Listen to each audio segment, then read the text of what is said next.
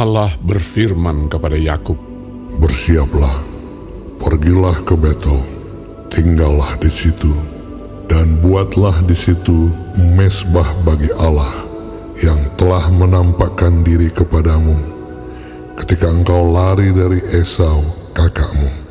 Lalu berkatalah Yakub kepada seisi rumahnya dan kepada semua orang yang bersama-sama dengan dia, "Jauhkanlah dewa-dewa asing yang ada di tengah-tengah kamu. Tahirkanlah dirimu dan tukarlah pakaianmu. Marilah kita bersiap dan pergi ke Betel. Aku akan membuat mezbah di situ bagi Allah, yang telah menjawab aku pada masa kesesakanku, dan yang telah menyertai aku di jalan yang kutempuh." Mereka menyerahkan kepada Yakub segala dewa asing yang dipunyai mereka dan anting-anting yang ada pada telinga mereka. Lalu Yakub menanamnya di bawah pohon besar yang dekat Sikem. Sesudah itu berangkatlah mereka, dan kedahsyatan yang dari Allah meliputi kota-kota sekeliling mereka, sehingga anak-anak Yakub tidak dikejar. Lalu sampailah Yakub ke Luz yang di tanah Kanaan, yaitu Betel, ia dan semua orang yang bersama-sama dengan dia. Didirikannya mezbah di situ, dan dinamainyalah tempat itu El Betel, karena Allah telah menyatakan diri kepadanya di situ ketika ia lari terhadap kakaknya. Ketika Deborah, inang pengasuh Ribka, mati, dikuburkanlah ia di sebelah hilir Betel di bawah pohon besar, yang dinamai orang pohon besar penangisan. Setelah Yakub datang dari Padan Aram, maka Allah menampakkan diri pula kepadanya dan memberkati dia.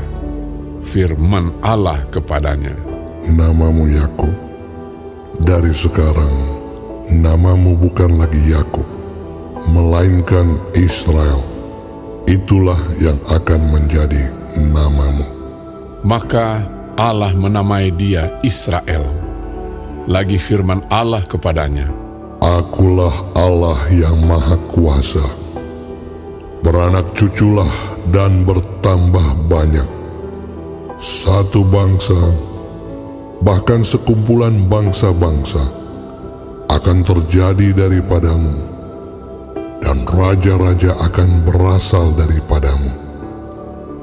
Dan negeri ini yang telah kuberikan kepada Abraham dan kepada Ishak, akan kuberikan kepadamu dan juga kepada keturunanmu."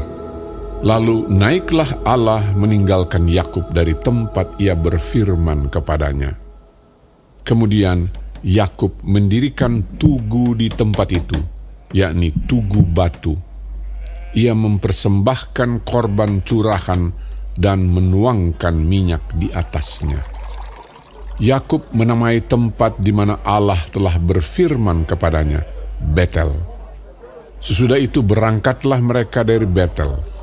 Ketika mereka tidak berapa jauh lagi dari Efrata, bersalinlah Rahel, dan bersalinnya itu sangat sukar. Sedang ia sangat sukar bersalin, berkatalah bidan kepadanya, "Janganlah takut, sekali ini pun anak laki-laki yang kau dapat." Dan ketika ia hendak menghembuskan nafas, sebab ia mati kemudian, diberikannya nama Ben-Oni kepada anak itu. Tetapi ayahnya menamainya Benyamin. Demikianlah Rahel mati, lalu ia dikuburkan di sisi jalan ke Efrata, yaitu Betlehem. Yakub mendirikan tugu di atas kuburnya. Itulah tugu kubur Rahel sampai sekarang. Sesudah itu berangkatlah Israel. Lalu ia memasang kemahnya di seberang Migdal Eder. Ketika Israel diam di negeri ini, terjadilah bahwa Ruben sampai tidur dengan Bilha, gundik ayahnya, dan kedengaranlah hal itu kepada Israel. Adapun anak-anak lelaki Yakub 12 orang jumlahnya. Anak-anak Lea ialah Ruben, anak sulung Yakub, kemudian Simeon, Lewi, Yehuda, Isakar, dan Zebulon. Anak-anak Rahel ialah Yusuf dan Benyamin. Dan anak-anak Bilha, budak perempuan Rahel ialah Dan serta Naftali. Dan anak-anak Zilpa, budak perempuan Lea ialah Gad dan Asher. Itulah anak-anak lelaki Yakub yang dilahirkan baginya di Padan Aram. Lalu sampailah Yakub kepada Ishak, ayahnya, di Mamre dekat Kiryat Arba. Itulah Hebron, tempat Abraham dan Ishak tinggal sebagai orang asing. Adapun umur Ishak 180 tahun. Lalu meninggallah Ishak. Ia mati dan dikumpulkan kepada kaum leluhurnya. Ia tua dan suntuk umur. Maka Esau dan Yakub anak-anaknya itu menguburkan dia.